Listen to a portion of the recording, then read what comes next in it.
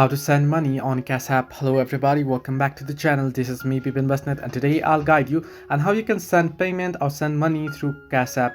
Now if you're wondering on how you can do so, first you can get the Cashapp application on your Play Store or App Store.